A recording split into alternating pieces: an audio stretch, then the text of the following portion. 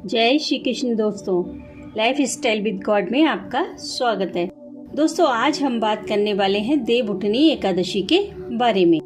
सबसे पहले मैं आपके साथ शेयर करूंगी एकादशी व्रत का शुभ मुहूर्त, उसके बाद महत्व, फिर पूजा विधि और लास्ट में मैं आपके साथ शेयर करूंगी एक ऐसा जबरदस्त उपाय जिसे अगर आपने पूरी श्रद्धा के साथ कर लिया तो आपकी समस्त कामनाएं पूरी होंगी। जो लोग किसी रोग से परेशान हैं उनके रोग का विनाश होगा, और अगर आप कर्ज की वजह से बहुत परेशान हैं तो उसे निपटाने के रास्ते भी आपको बहुत जल्द दिखाई देंगे। अब आप लोगों के मन में एक प्रश्न आएगा कि क्या इस उपाय को करने के लिए देवउठनी एकादशी का व्रत करना जरूरी है या नहीं। तो दोस्तों, उसके लिए अगर आप देवउठनी एकादशी का व्रत कर सकते हैं तो अवश्य करें, लेकिन अगर आप व्रत नहीं कर सकते या नहीं करते हैं तो कोई बात नहीं, कोई प्रॉब्लम नहीं है। तो वो लोग सिर्फ एकादशी व्रत का महात्म्य सुनकर इस उपाय को कर सकते हैं। उपाय को आप बहुत ध्यान से सुनिएगा क्योंकि उपाय थोड़ा सा लंबा है। सारी चीजें जब आप फॉलो करेंगे तो आपको रिजल्ट भी बहुत अच्छे देखने को मिलेंगे। भगवान से अगर कुछ पाना है तो कुछ करना भी पड़ेगा। तो दोस्तों, आइए अब जानते हैं एकादशी के शुभ मुहूर्त के बारे में। कार्तिक मास की शुक्ल पक्ष की जो एकादशी होती है उसे देवोत्थान एकादशी के नाम से जाना जाता है। इसे देवउठनी या प्रबोधनी एकादशी भी कहा जाता है। इस बार यह एकादशी 4 नवंबर दिन शुक्रवार को पड़ रही है। एकादशी तिथि प्रारंभ हो रही है 3 नवंबर दिन गुरुवार शाम 7:30 से।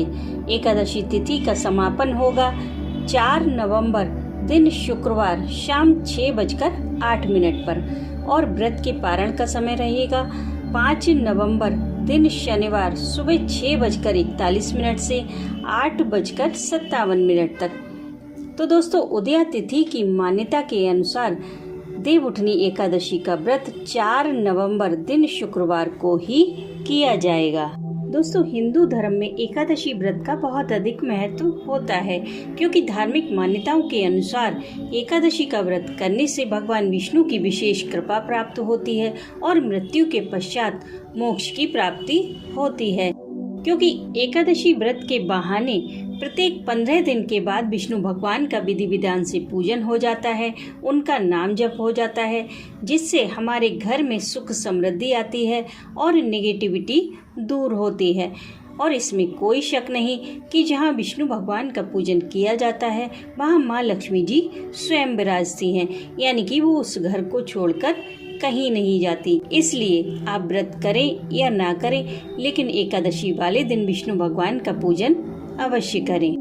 वैसे तो सभी एकादशियों का अपना महत्व होता है, लेकिन देवउठनी एकादशी इसलिए भी खास है क्योंकि इस एकादशी के दिन भगवान विष्णु क्षीर सागर में 4 महाशयन करने के बाद जागते हैं। आषाढ़ शुक्ल पक्ष की एकादशी को देव शयन करते हैं और कार्तिक शुक्ल पक्ष की एकादशी के दिन उठते हैं। इसीलिए इसे देवोत्थान एकादशी कहा जाता है। भगवान विष्णु के शयन काल में कोई भी विवाह आदि मांगलिक कार्य नहीं किए जाते, और देवोत्थान एकादशी पर तुलसी विवाह के बाद सभी मांगलिक कार्य शुरू होते हैं। इस दिन तुलसी जी का शालिग्राम के साथ विवाह कराया जाता है। तुलसी भगवान विष्णु को अति प्रिय है।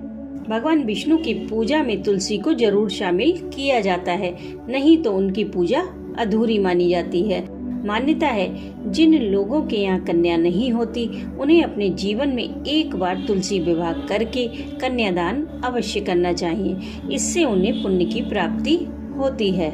दोस्तों, तुलसी और शालिग्राम का ये विवाह सामान्य विवाह की तरह ही धूमधाम से किया जाता है, लेकिन यह कोई जरूरी नहीं है। अगर आप चाहें तो अपनी सामर्थ्य के अनुसार यह विवाह घर पर संपन्न कर सकते हैं। क्योंकि तुलसी को विष्णु प्रिया भी कहते हैं, इसलिए देवता जब जागते हैं तो सबसे पहली प्रार्थना हरि वल्लभा तुलसी की ही सुनते हैं। तुलसी विवाह का सीधा अर्थ है तुलसी के माध्यम से भगवान का आवाहन करना। आइए जानते हैं अब एकादशी की पूजा विधि के बारे में। दोस्तों, प्रत्येक एकादशी की तरह इस एकादशी के नियम भी दशमी तिथि की शाम से ही शुरू हो जाते हैं। शाम को हमें भोजन का त्याग करना चाहिए। बट अगर ऐसा पॉसिबल नहीं है तो हमें प्याज, लहसुन इत्यादि तामसिक पदार्थों का पूरी तरह से परित्याग कर देना चाहिए। देवउत्थान एकादशी वाले दिन सुबह ब्रह्म मुहूर्त में उठें, पानी में गंगा जल डालकर स्नान करें, फिर मंदिर में आकर अपने व्रत का संकल्प लें। फिर शालिग्राम भगवान को पंचामृत से स्नान कराएं और एक चौकी पर विराजित कर लें।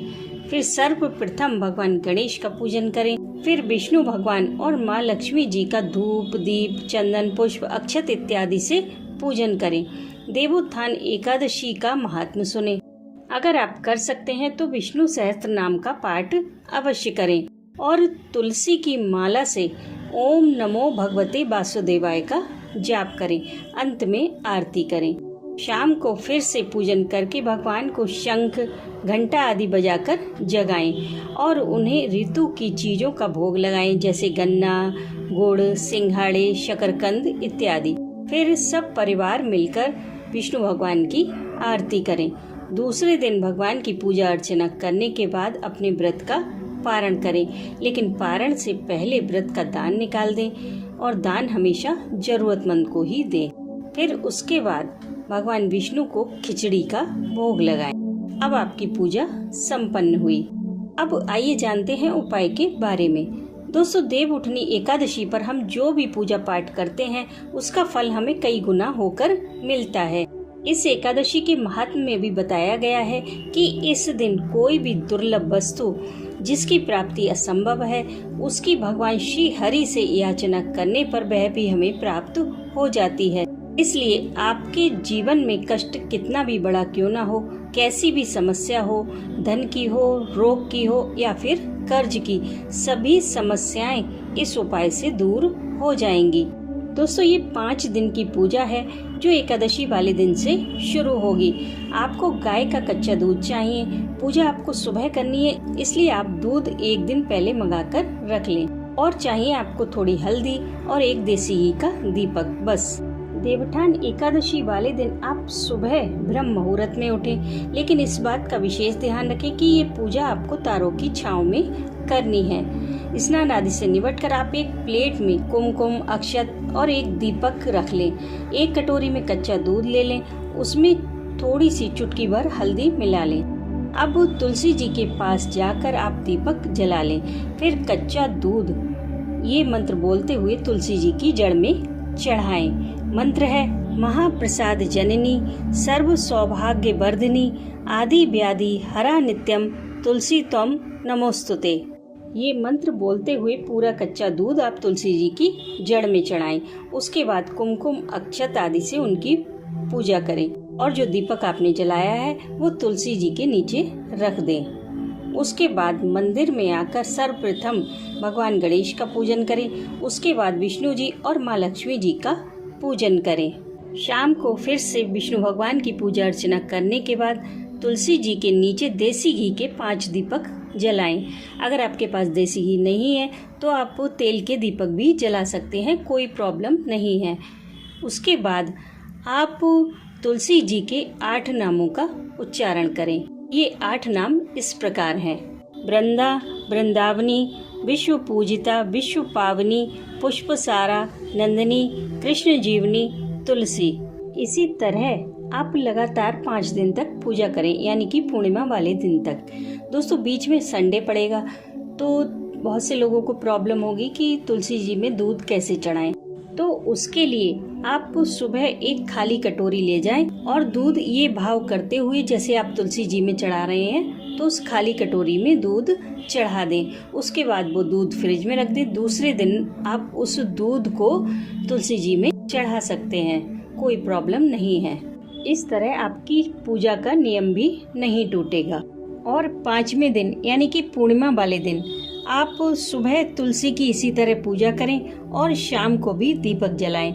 लेकिन शाम को आप दीपक जलाने के बाद तुलसी माँ की ओम नमो भगवते वासुदेवाय बोलते हुए 108 परिक्रमा करें। उसके बाद आपकी पूजा संपन्न हुई। भगवान से अपनी प्रत्येक गलती के लिए क्षमा मांगे और उन्होंने आपको जो कुछ भी दिया है उसके लिए उनका धन्यवाद करें। धीरे धीरे आप देखेंगे कि आपके जीवन से सभी परेशानियां दूर हो रही हैं। इस पूजा के बाद आप अपने अंदर एक अलग सी एनर्जी महसूस करेंगे, आपके अंदर पॉजिटिविटी आएगी। तो दोस्तों, परमात्मा पर अपना विश्वास बनाए रखिए और कनेक्ट करिए अपने लाइफ स्टाइल को गॉड के साथ। मैं मिलती हूँ आपसे नेक्स्ट वीडियो में, तब तक के लिए राधे राधे।